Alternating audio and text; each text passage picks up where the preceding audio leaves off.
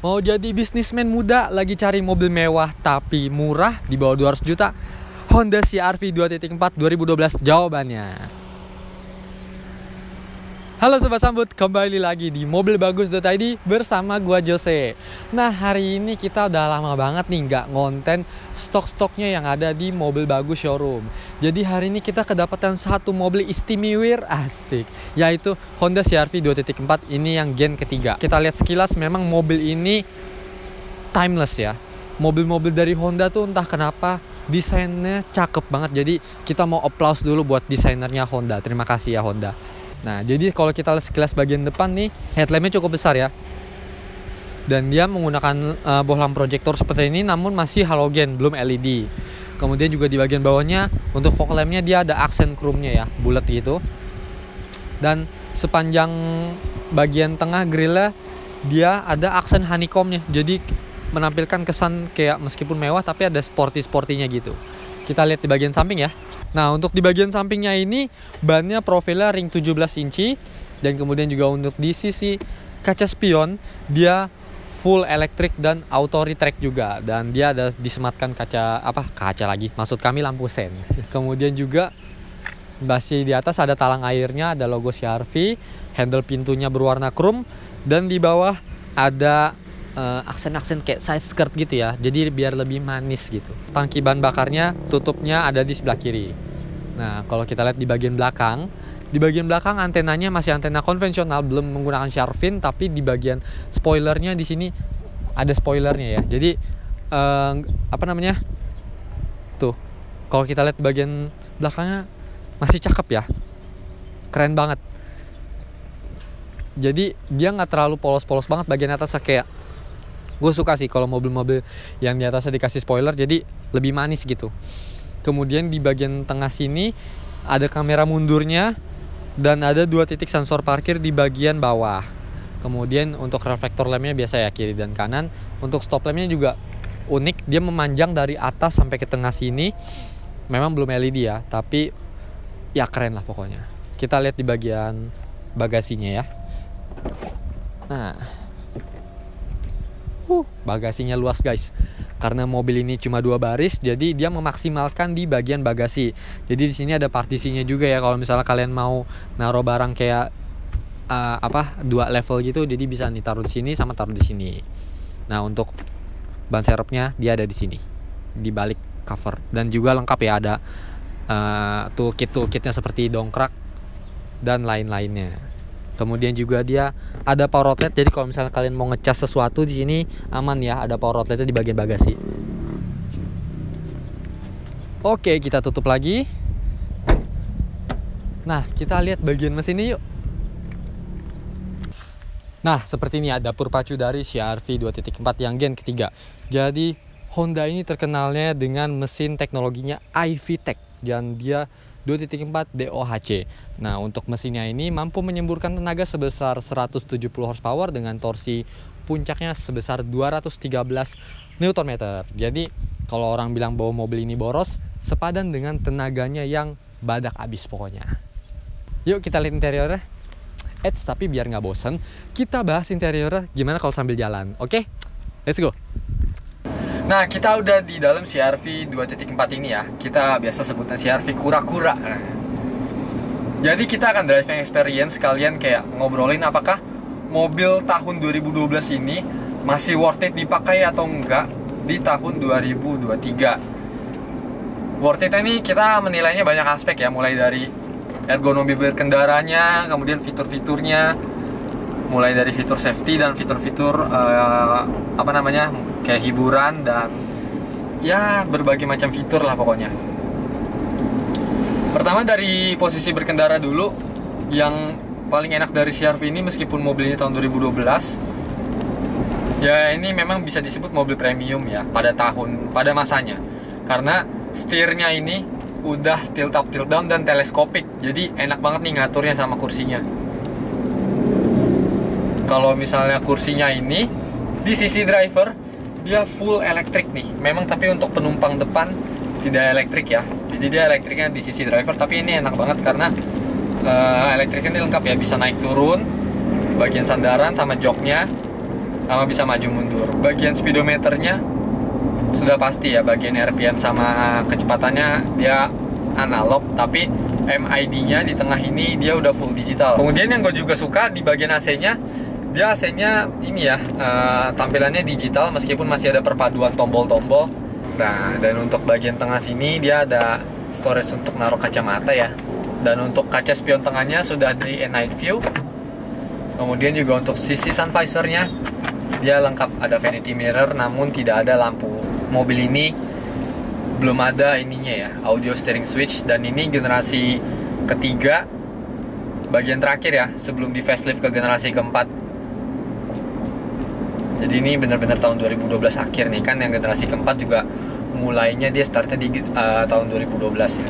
Nah, kemudian juga dia yang enak, bagian tengahnya ini kosong ya, lega, karena transmisinya ini nyatu sama dashboard. Oh ya, mobil ini juga matic, belum CVT pastinya ya. Nah, untuk parking brake-nya dia di kaki guys, bukan di tangan. Jadi di sini space-nya kosong nih. Kalau misalnya kalian mau pindah dari sisi driver ke penumpang depan, itu gampang banget pindahnya. Nah, kalau misalnya dari sisi penumpang depan mau pindah ke driver juga sama ya, kebalikannya. Dan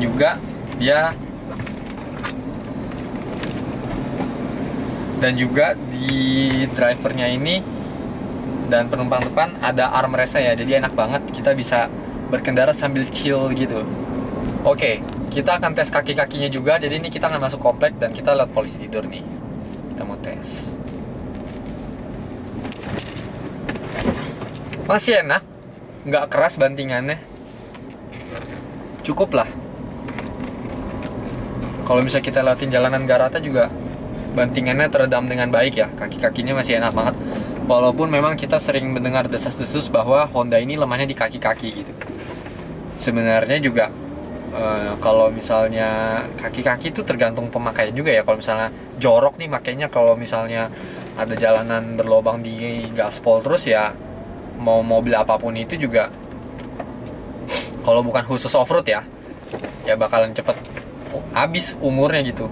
Kayak misalnya mobil-mobil MPV deh gitu ya. Kalau misalnya mobil-mobil kayak double cabin yang peruntukan semi off-road ya nggak usah ditanya, itu mah pasti awet ya kalau misalnya lewat jalan jelek. Untuk konsumsi bahan bakarnya standar mobil 2400 cc bensin, dibilang irit ya sudah pasti tidak, tapi dibilang boros banget juga enggak. Ini di dalam perkotaan masih dapat lah 1:8, 1:9. Kalau di luar kota, di jalan tol, kalau misalnya kalian pakainya santai ya mungkin bisa dapat 1:10 lah. Sekali lagi, kalau kalian mau beli mobil ini, jangan dibandingin sama mobil-mobil LCGC atau mobil-mobil yang cc-nya di bawah. Oh, mendingan mobil ini lebih irit gitu. Mohon maaf nih bos, kan beda ya. Ini mobil 2400 cc ya. What do you expect gitu? Jangan, kalau misalnya mau beli mobil ini tuh jangan mikir bensinnya gitu. Karena yang ditawarkan ini kan secara mini CR-V gitu ya, yang ditawarkan udah pasti kenyamanannya ya satu, terus yang kedua ergonomi berkendaranya dan fitur-fiturnya pastinya ya. Kalian misalnya mau bandingin sama mobil LCGC, oke, irit, tapi apakah fiturnya sama seperti CR-V ya? Tentu tidak gitu. Jadi setiap mobil ini ada kelebihan dan kekurangannya. Nah, buat teman-teman yang memang lagi incar CR-V yang di bawah 200 jutaan, gue akan kasih penilaian apakah mobil ini worth it atau tidak. Pastinya worth it guys. Ini kita honest review ya, berdasarkan owning experience. Beberapa temen gue juga ada yang pakai CR-V dan ini gue pakai enak ya, masih bisa bersanding lah sama mobil-mobil tahun muda gitu. Meskipun memang desainnya tidak semodern mobil-mobil sekarang, tapi sekali lagi ya, kalau desain tuh selera. Kalau gue ngelihatnya ini mobil CR-V kura-kura ini justru kayak apa ya, bagus aja gitu. Masih masuk lah untuk mobil-mobil tahun sekarang tuh. Oke, kita akan langsung bahas nih harganya nih guys. Untuk DP-nya murah banget. DP-nya kita start from 9,9 juta aja. Jadi kalian udah bisa bawa pulang mobil ini dengan modal di bawah 10 juta. Untuk proses kredit aman, pokoknya kalau misalnya BI checkingnya bersih, bisa lah diproses 1-3 hari kelar pokoknya. Udah bisa langsung bawa pulang mudik bareng keluarga. Untuk informasi juga bahwa mobil ini 2 baris ya, jadi nggak bisa muat banyak-banyak nih. Dan untuk harga cashnya di angka 179 juta dan masih bisa nego. Kalian cek dulu unitnya, masih fresh banget, masih oke, dan test drive kalian hubungi marketingnya yang nomornya ada di bawah sini. Pasti cocok lah kalau misalnya kalian yang lagi nyari CR-V Gen 3. Oke, mungkin untuk driving experience dan review singkat CR-V nya segitu dulu aja. Langsung buru-buru aja beli mobil karena kalian berhak mendapatkan undian Lucky Dip senilai 15 juta rupiah. Gimana? Gede banget kan? Dan juga kalau misalnya kalian kurang beruntung dapetin 15 jutanya, tenang aja, masih ada voucher bensin senilai 100 sampai 500 ribu rupiah, kemudian voucher e-tol senilai 250 ribu rupiah, dan juga ada cashback trade-in senilai 2 juta rupiah untuk kalian yang mau tukar tambah mobil kalian. DP mobil di mobilbagus.id dan Allison Automobile itu mulai dari 0 rupiah aja. Dan untuk angsurannya juga 3 jutaan aja kalian udah bisa bawa pulang mobil ini. Dan mobil-mobil di Allison Automobile ataupun di mobilbagus.id. Untuk lokasi showroomnya, kita ada di Jalan Raya Pendidikan di Pasar Jengkol, Gunung Sindur. Atau kalau misalnya kalian bingung, kalian bisa ketik di Google Maps namanya Mobil Bagus Showroom. Mungkin segitu dulu aja untuk konten review dan driving experience. Gue mau langsung cabut aja nih, cari takjil dulu, kita muter balik. Jangan lupa untuk di follow ya Instagram dan TikTok kami di @mobilbagus.id atau Mobil Bagus Indonesia ya. Pokoknya logonya ya sebiru-biru langit lah pokoknya. Jangan lupa ya untuk di like, komen, share ke teman-teman kalian yang lagi cari mobil CR-V kura-kura, dan pastinya as always subscribe guys. Gua Jose cabut.